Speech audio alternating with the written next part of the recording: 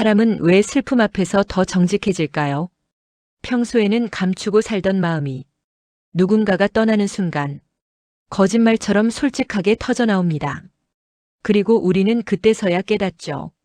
아, 내가 이렇게까지 사랑했구나. 아, 내가 이렇게까지 아팠구나.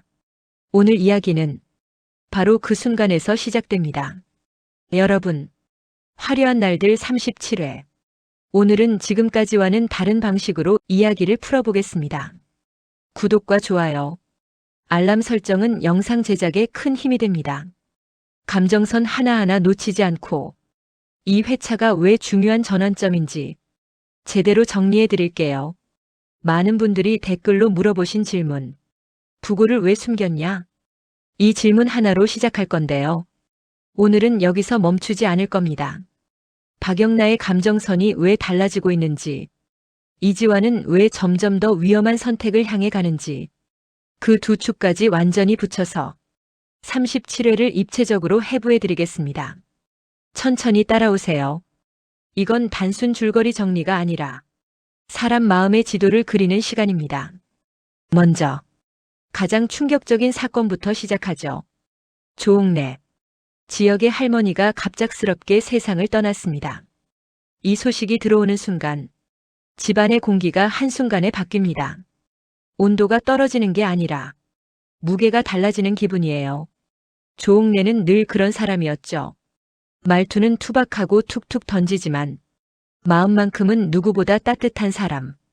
가족들이 서로 부딪히려는 순간 슬쩍 끼어들어서 분위기를 부드럽게 누르고 아무렇지 않은 척 하면서도 결국은 가족 전체를 한 덩어리로 묶어내는 사람입니다. 이런 사람을 우리는 뭐라고 부르죠? 중심, 축, 버팀목. 그런데 그 버팀목이 사라지면 남는 건 빈자리 하나가 아닙니다. 서로를 지탱하던 구조 자체가 흔들리는 겁니다.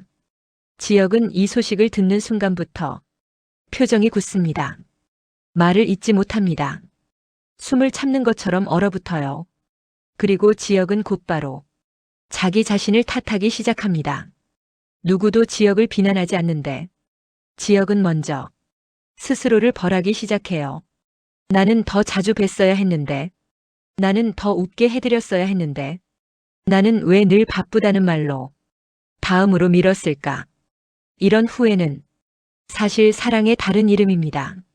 상실은 늘 후회를 데리고 오죠. 그리고 그 후회는 진짜 사랑했던 사람에게만 찾아옵니다. 지역이 무너지는 이유는 단순하지 않아요. 할머니를 잃어서만이 아니라 자기가 제대로 보답하지 못했다는 죄책감. 그 죄책감이 지역을 짓누릅니다. 장례식장으로 가는 길은 누구에게나 낯설고 무거운 길입니다. 그 길에서 사람들은 자기 마음을 정리하려고 애쓰다가 오히려 더 어지러워지죠. 머릿속으로는 생각합니다. 괜찮아, 나는 어른이야. 나는 이 정도는 견딜 수 있어. 나는 흔들리지 않을 거야. 그런데 막상 장례식장 앞에 서면 그 다짐이 얼마나 약한지 깨닫게 돼요. 지역도 그렇습니다.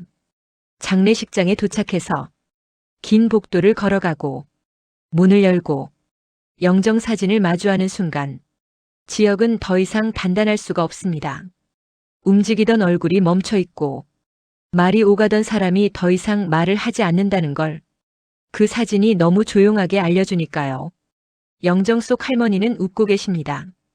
평소처럼 눈가에 주름을 잡으며 따뜻하게 웃고 계세요. 그런데 그 웃음이 지금은 움직이지 않습니다. 더 이상 말을 걸어오지 않습니다. 그 조용함이 지역의 가슴을 무너뜨립니다. 지역은 그 자리에 서서 한참을 움직이지 못합니다. 사람들은 지역을 보며 강하다고 생각할지 몰라요. 표정 관리를 하고 말을 아끼고 흔들리지 않으려 애쓰니까요. 하지만 그건 강함이 아니라 무너지지 않으려는 필사적인 버티기입니다.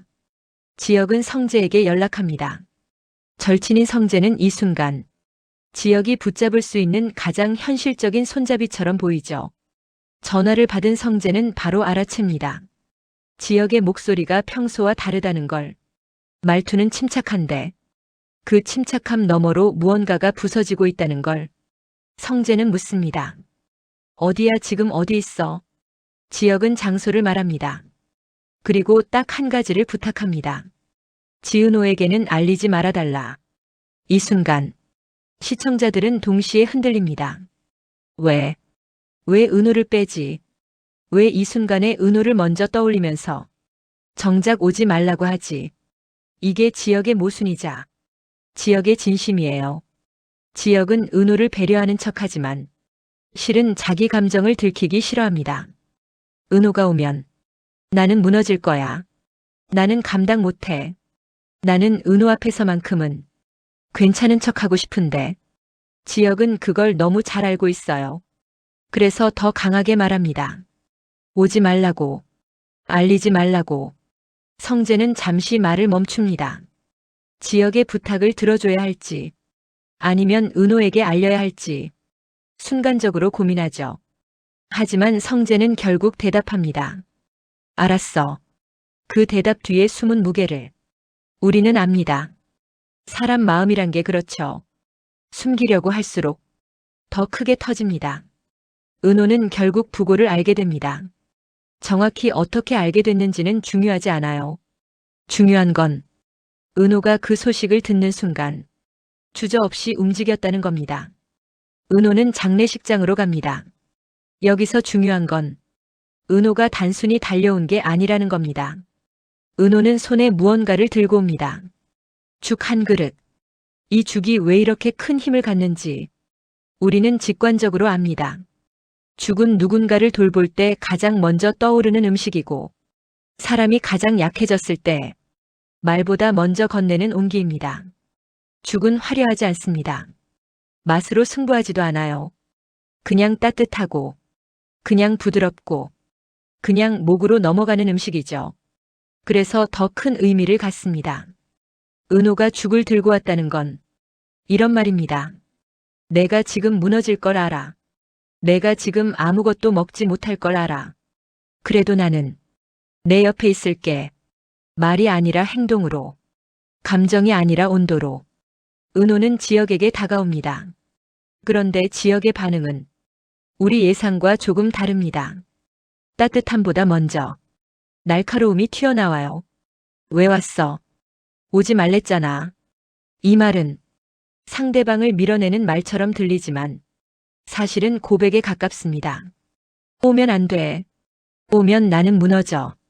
너 앞에서만은 나 괜찮은 척하고 싶었는데, 나 약한 모습 보이기 싫었는데, 지혁은 그런 마음을 똑바로 말하지 못하니까 원칙 같은 말로 감정을 가립니다.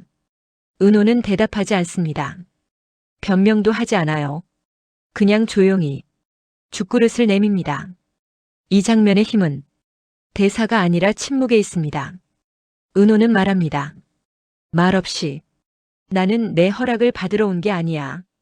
나는 내가 오지 말라고 해도 올 수밖에 없는 사람이야.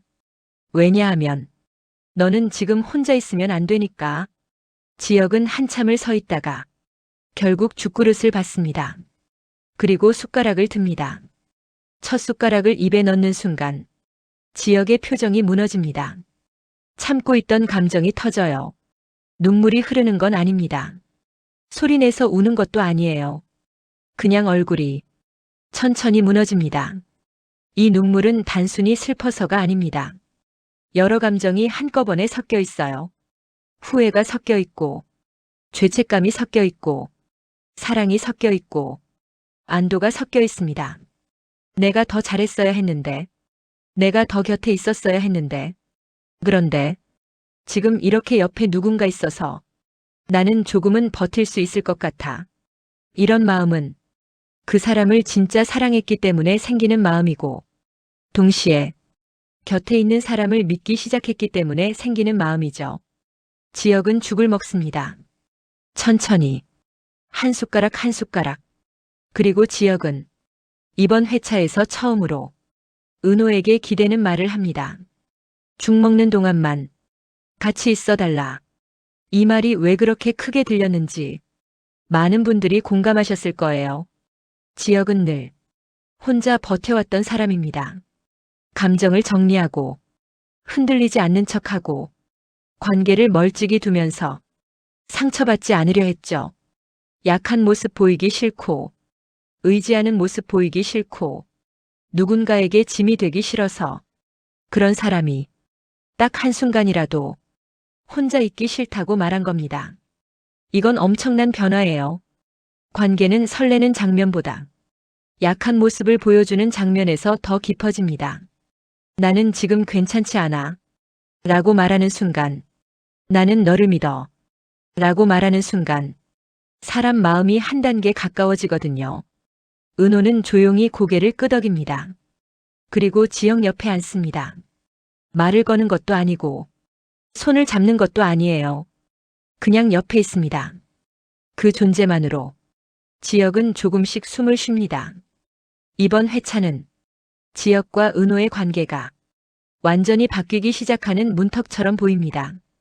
친구도 아니고 연인도 아니고 그 사이 어딘가에 있던 두 사람이 이제는 서로의 약함을 보여줄 수 있는 사람으로 한 걸음 들어섭니다. 그리고 동시에 지역에게는 또 하나의 큰 변화가 있습니다. 아버지 이상철. 상철은 정직하고 고지식한 사람입니다. 감정보다는 원칙이 먼저고 위로보다는 책임이 먼저였죠. 아들에게도 마찬가지였어요. 포옹보다는 충고를, 칭찬보다는 조언을 먼저 건네는 사람입니다. 그래서 지역은 아버지가 차갑다고 느꼈을 수도 있어요. 아버지가 자기를 사랑하지 않는다고 오해했을 수도 있습니다. 그런 상철이 장례식장에서는 무너집니다. 완전히 무너집니다. 장례식장에는 많은 사람이 있습니다. 조문객도 있고, 친척도 있고, 가족도 있어요. 그 많은 사람 앞에서 상철은 감정을 숨기지 못합니다. 영정 앞에 무릎을 꿇고 어머니를 부르며 목 놓아 웁니다. 지역은 그 모습을 봅니다. 그리고 처음으로 깨닫습니다. 아버지도 결국 사람이다. 아버지도 누군가를 잃으면 무너진다. 아버지도 나처럼 버티느라 아팠다. 우리는 부모를 너무 오랫동안 역할로만 보죠. 엄마는 참는 사람, 아빠는 버티는 사람, 엄마는 희생하는 사람, 아빠는 책임지는 사람. 그게 당연한 줄 압니다. 그런데 부모도 누군가의 자식이고, 부모도 상실 앞에서는 무너지고, 부모도 사랑하는 사람을 잃으면 우리처럼 아파합니다. 지역은 그 약함을 보면서 그동안 자신이 아버지에게 얼마나 멀게 굴었는지, 얼마나 대화 없이 오해했는지, 얼마나 일방적으로 판단했는지 그걸 한꺼번에 느낍니다. 아버지는 표현이 서툴렀을 뿐이지 사랑이 없었던 게 아니었다. 아버지는 방식이 딱딱했을 뿐이지 마음이 차가웠던 게 아니었다. 그래서 지역은 사죄합니다. 아버지 앞에 무릎을 꿇습니다. 이 장면의 핵심은 무릎이 아니라 지역이 마음을 완전히 내려놓았다는 겁니다. 지역은 늘 위에서 정리하고 판단하려 했어요. 내가 옳고 아버지는 틀렸고 내 방식이 맞고 아버지 방식은 낡았고 그런데 오늘은 내려옵니다. 판단하던 자리에서 내려와서 아들이 됩니다.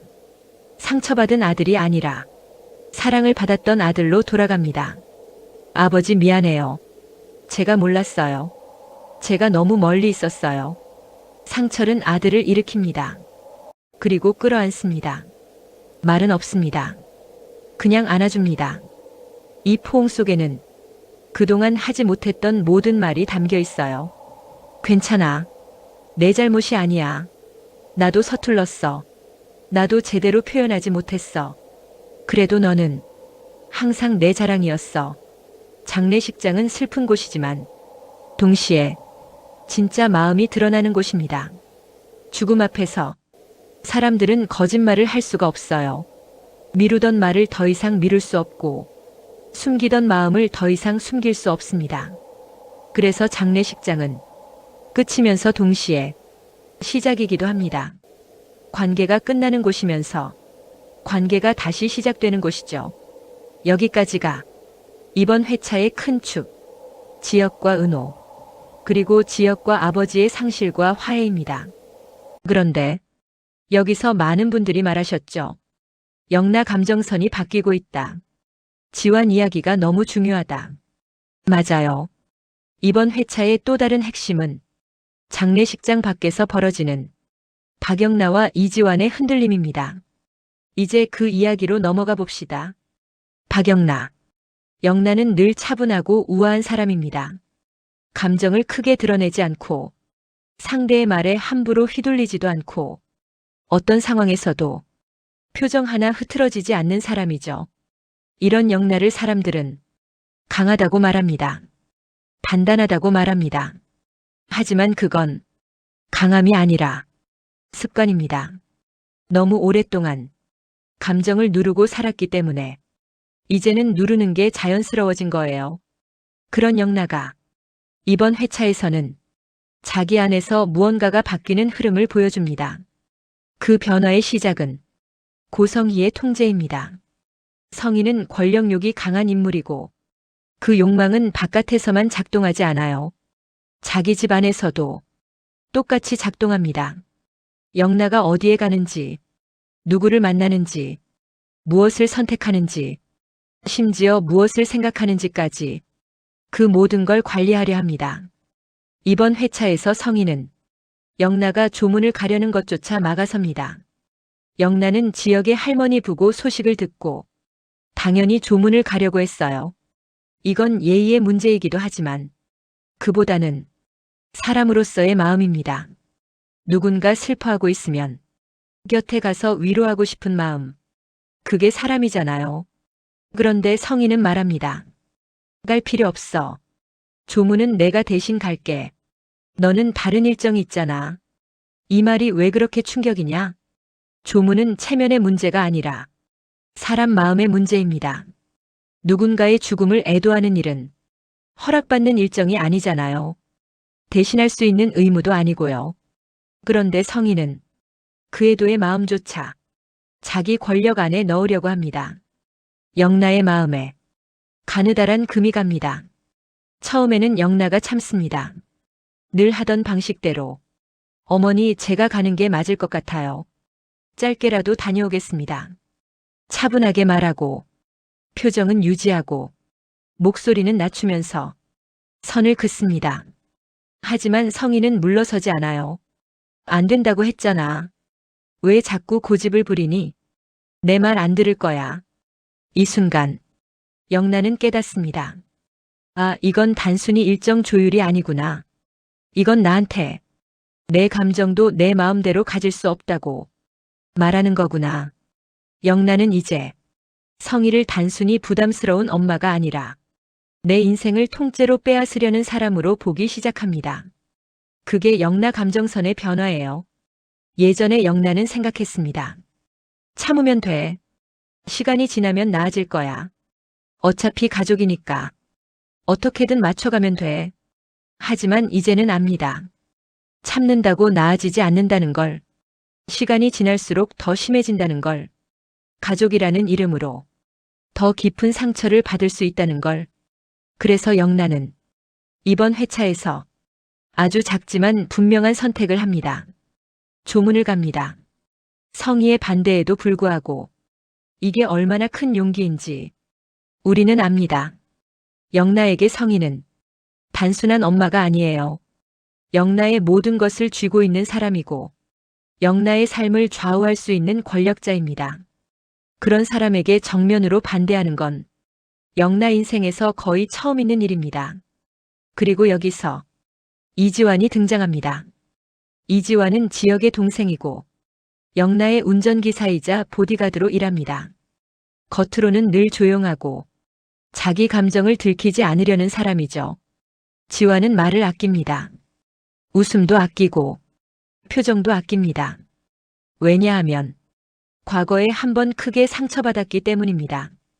연인에게 배신당한 기억, 믿었던 사람에게 버림받은 기억, 그 기억이 지완을 조심스럽게 만들었어요. 그래서 지완은 사람을 쉽게 믿지 못합니다.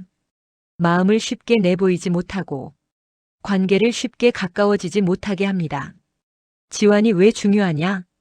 지완은 지금 아무도 모르게 두 세계 사이에서 흔들리는 인물입니다. 한쪽에는 고성희의 명령과 통제가 있고 다른 한쪽에는 박영나의 흔들리는 마음이 있어요. 지화는 일로는 성희의 지시를 따르는 사람입니다. 급여를 받고 명령을 수행하고 경계를 지키는 사람이죠. 하지만 사람으로는 점점 영나의 편이 되고 싶은 마음이 커지고 있습니다. 그게 지환의 가장 큰 갈등이에요. 이번 회차에서 영나가 조문을 가려는 순간 지환은 차 앞에 서 있습니다. 지환은 단순히 차문을 열어주는 역할이 아닙니다. 지환은 영나의 표정을 봅니다. 영나가 어떤 결심으로 움직이는지, 영나가 얼마나 눌려 살았는지, 영나가 지금 얼마나 떨리는지, 그걸 눈치로 다 알아채죠. 지환은 마음이 복잡해집니다. 가야 한다.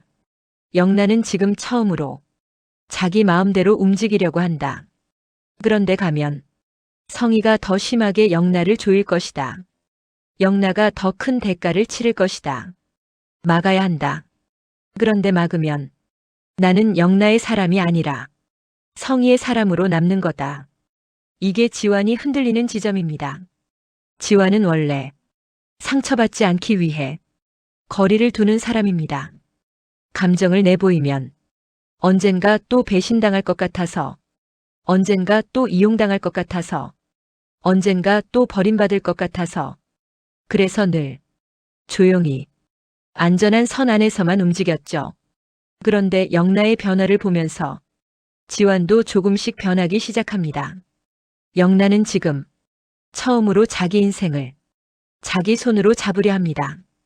두려워하면서도 떨면서도 그래도 움직입니다. 그 모습은 지환에게 묘한 울림을 줍니다. 왜냐하면 지환 역시 누군가에게 상처받은 뒤 내 마음을 내 손으로 지키고 싶었던 사람이니까요. 지환은 영나를 보면서 생각합니다. 저 사람은 용기를 내고 있다. 저 사람은 더 이상 참지 않으려 한다. 저 사람은 혼자 버티지 않으려 한다. 그러면 나는 어떻게 해야 하지? 지환은 결국 차문을 엽니다. 아무 말 없이 조용히 차문을 열어줍니다. 이게 지환이 할 수 있는 가장 큰 선택입니다. 겉으로 보면 작은 행동이지만 그 안에는 큰 결심이 담겨 있어요. 나는 당신 편이에요. 나는 당신을 막지 않을게요. 나는 당신이 가고 싶은 곳으로 데려다 드릴게요. 말로 하지 않지만 행동으로 보여주는 겁니다. 그래서 지환은 겉으로는 아무렇지 않은 척하면서도 아주 작은 방식으로 영나 편을 들기 시작합니다. 큰 반항이 아니라 티나지 않는 배려, 누가 봐도 어쩔 수 없는 선택처럼 보이게 만드는 도움. 성희가 나중에 알아채더라도 지환을 직접 비난할 수 없게 만드는 방식. 이게 지환이 할 수 있는 유일한 방법이죠. 하지만 성희 같은 사람은 그런 미묘한 변화도 놓치지 않습니다. 성희는 통제가 조금만 흔들려도 바로 알아챕니다. 특히 자기 영역 안에서 누군가가 다른 편을 들기 시작하면 그걸 절대 그냥 두지 않죠. 그래서 성희는 영나의 선택을 막을 뿐 아니라 영나 주변 사람들까지 하나씩 걸러내려 할 겁니다. 그 첫 번째 타깃이 지환이 될 가능성이 큽니다. 왜냐하면 지환은 영나의 가장 가까운 거리에서 영나를 지켜보는 사람이고 동시에 영나가 처음으로 신뢰를 줄 수 있는 사람처럼 보이기 시작했으니까요. 여기서 영나 감정선의 변화가 더 선명해집니다. 예전에 영나는 혼자서 다 감당하려 했어요. 속으로 무너져도 겉으로는 멀쩡한 척, 자기 마음을 누구에게도 보여주지 않고 누구에게도 기대지 않으려 했죠.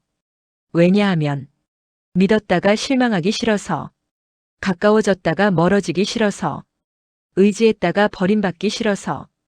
그래서 영나는 늘 혼자 버텨왔습니다. 하지만 이번 회차 이후에 영나는 혼자만의 방식으로 버티지 않을 가능성이 큽니다.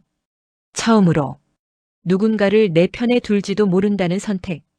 처음으로 사람을 믿어볼지도 모른다는 선택.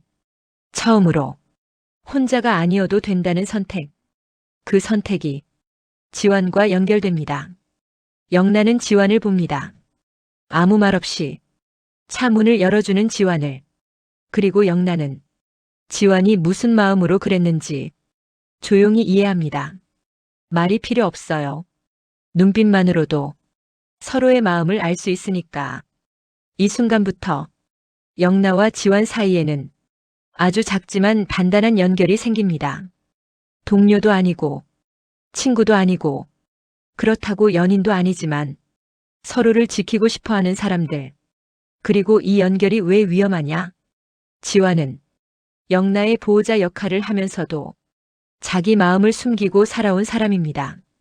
그 마음이 드러나는 순간 성인은 더 잔인해질 거고 지완은 더 깊은 상처를 각오해야 할 겁니다. 그래서 지완은 앞으로 더 조심하게 될 거고 더 흔들리게 될 거고 더 마음이 아파질 거예요. 하지만 동시에 지완은 더 이상 혼자 상처를 삼키며 사는 사람이 아니게 될 겁니다. 누군가를 지키고 싶어하는 마음이 지완을 변하게 만들 테니까요. 지완이 이번 회차에서 보여준 핵심 감정은 두려움입니다. 다시 상처받을까봐, 내가 누군가 편을 들었다가 그 사람이 더 크게 다칠까봐, 내가 나서면 오히려 더 나빠질까봐. 하지만 그 두려움 속에서도 지완이 자꾸 앞으로 나오는 이유는 하나죠. 영라가 달라지고 있기 때문입니다. 영라의 눈빛이 이전과 달라졌습니다. 참는 눈빛에서 결심하는 눈빛으로 바뀌고 있어요. 숨기는 얼굴에서 드러내는 얼굴로 바뀌고 있고요. 그 변화를 본 사람은 모른 척하기가 어렵습니다. 지완도 마찬가지입니다. 지완은 영라의 변화를 보면서 자기 안에 있던 용기를 조금씩 꺼냅니다. 나도 더 이상 혼자 숨어 살지 않을 거야. 나도 이제 누군가의 편이 되고 싶어. 그래서 지완은 자기 상처를 누르면서도 영라 쪽으로 한 발씩 갑니다. 이게 이번 회차에서 빠지면 안 되는 지완 서사의 핵심입니다. 자, 이제 다시 이번 회차의 질문으로 돌아가 보죠. 부고를 왜 숨겼냐? 표면적으로는 지혁이 은호를 배려해서 숨긴 겁니다. 은호가 걱정할까봐, 은호가 힘들어할까봐. 하지만 더 깊은 곳에는 지혁의 두려움이 있습니다. 은호가 오면 나는 무너질 거야. 무너지면 나는 너에게 기대버릴 거야. 기대면 내가 지금까지 지켜온 선은 사라질 거야. 그 선이 무너지면 나는 더 이상 나를 지킬 수 없을 거야. 지혁은 그게 무서웠던 겁니다. 그런데 은호는 왔죠. 죽 한 그릇을 들고 말 대신 시간으로, 말 대신 온기로 지혁 곁을 지켜줍니다. 이건 멜로를 넘어서 우리 삶에도 닿는 장면이에요. 누군가가 무너질 때 정말 필요한 건 멋진 말이 아니라 조용히 옆에 있어주는 사람입니다. 큰 위로가 아니라 작은 온기입니다. 해결책이 아니라 함께하는 시간입니다. 그리고 영라 이야기에서도 똑같은 메시지가 이어집니다. 영라는 혼자 버티던 사람입니다. 그런데 이제 혼자만으로는 못 버티겠다는 마음이 생깁니다. 성희의 통제는 더 강해지고 영라의 마음은 더 숨을 쉬고 싶어지니까요. 그때 가장 가까운 곳에 있는 사람이 지완입니다. 지완도 마찬가지죠. 혼자 상처를 삼키며 살아온 사람입니다. 그런데 이제 누군가의 편이 되고 싶어집니다. 영라를 보면서 자기 안에 남아있던 용기가 조금씩 고개를 드는 거예요. 여러분, 그래서 이번 회차는 상실의 이야기이면서도 동시에 변화의 이야기입니다. 지혁은 무너졌고, 은호는 지켜줬고, 상철은 무너지는 아버지로 존재했고, 지혁은 그 아버지 앞에서 무릎을 꿇었습니다. 그리고 다른 축에서 영란은 더 이상 참기만 하는 딸이 아니게 되었고, 지완은 더 이상 가만히 있는 사람이 아니게 되려 합니다. 마지막에 정부와의 연락까지 들어오면서 이 변화는 더 빠르게 진행될 가능성이 큽니다. 과거는 늘 사람이 약해진 순간을 노리고 찾아오니까요. 이제 여러분께 질문을 드릴게요. 여러분이라면 부고를 숨겼을까요? 아니면 바로 말했을까요? 사랑하는 사람 앞에서 약한 모습을 보이는 게 정말 그렇게 무서운 일일까요? 그리고 여러분이 영나라면 성희의 통제를 계속 견딜 수 있을까요? 아니면 처음으로 내 편을 만들기 시작할까요? 마지막으로 지화는 어떤 선택을 해야 한다고 보세요? 영나를 지키려다 자기 인생까지 흔들리는 길을 갈까요? 아니면 상처받지 않기 위해 다시 뒤로 물러설까요? 댓글로 여러분 생각을 들려주세요. 이 드라마는 사람 마음을 파고드는 순간 훨씬 더 깊어집니다. 오늘 영상이 마음에 드셨다면 구독과 좋아요로 응원해 주시고요. 다음 회차도 가장 빠르게, 가장 깊게, 감정선 놓치지 않고 여러분께 전해드리겠습니다. 지금까지 드라마통이었습니다. 우리 다음 이야기에서 만나요.